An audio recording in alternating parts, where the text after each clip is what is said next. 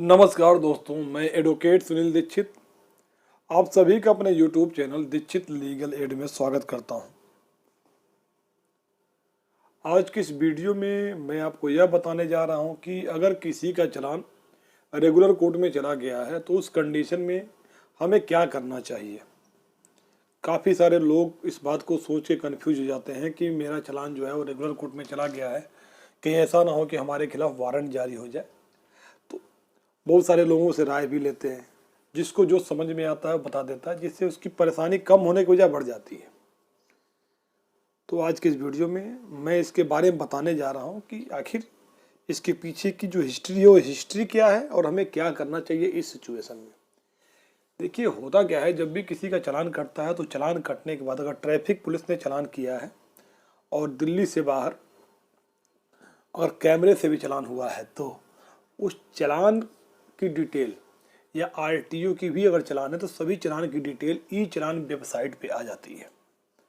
चालान कटने के बाद उसको अपलोड करना होता है ई चालान वेबसाइट को, पुलिस को या जो भी चलानिंग अथॉरिटी होती है उनको ई चालान वेबसाइट पे प्रॉपर तरीके से उस चालान की डिटेल को अपलोड करना होता है।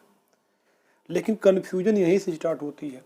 जब भी ई चालान पे जाके अपनी डिटेल को आप चेक करेंगे तो चेक करने के बाद एक वहाँ पे स्टेटस का बटन होता है। जब स्टेटस के बटन को क्लिक करते हैं तो जानकारी होता है कि हमारा चालान रेगुलर कोर्ट में भेज दिया गया है। क्या है इसके पीछे की हिस्ट्री, आखिर क्या है सच्चाई इसके बारे में। देखिए, ये जो डाटा है ना, ये जो ई चालान वेबसाइट पे दिया गया है, जैसे चालान आज ही कटा इसके अगले दिन ही शो करता है कि रेगुलर कोर्ट में भेज दिया गया है, तो ये कंप्लीट गलत डाटा है। तकरीबन 90% केस में, 100% नहीं कह रहा हूँ, हो सके 10% में किसी स्टेट में प्रॉपर वर्किंग में काम हो रहा हो, बट 90% जो इसका डेटा है वो गलत होता है। नियम क्या है चालान कटने के बाद कोर्ट में चालान भेजने के नियम क्या है।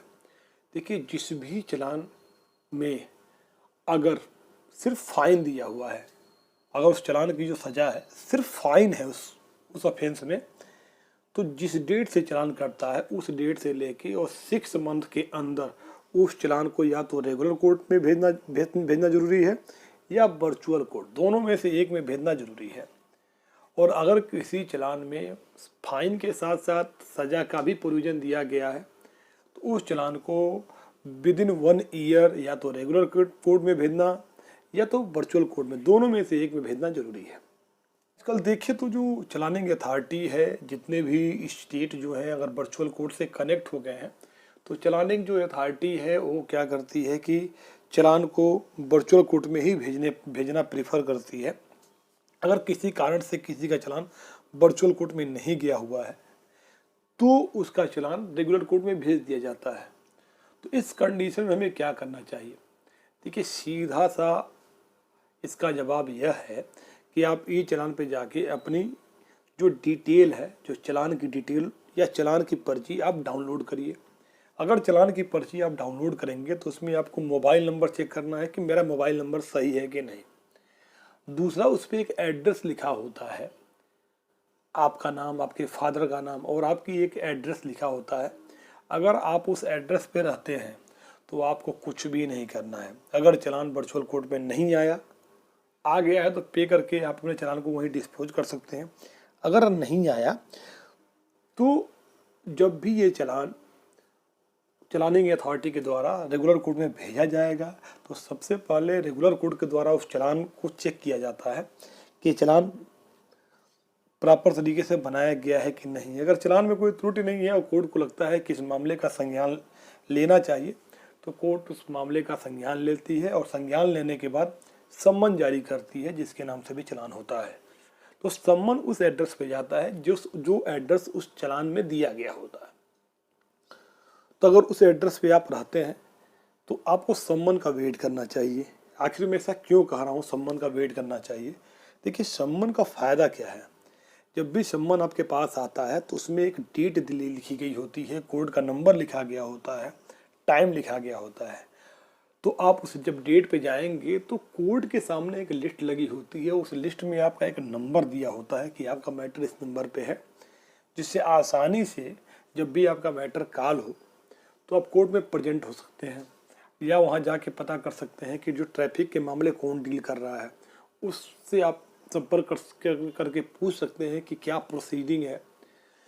तो होता क्या है, जब कोर्ट में आप जाएंगे तो कोर्ट में जाने के बाद एक समरी ट्रायल रजिस्टर होता है, उसमें आपकी पूरी चालान की डिटेल लिखी जाती है और उस चालान की डिटेल लिखने के बाद आपसे एक जगह साइन लिया जाता है।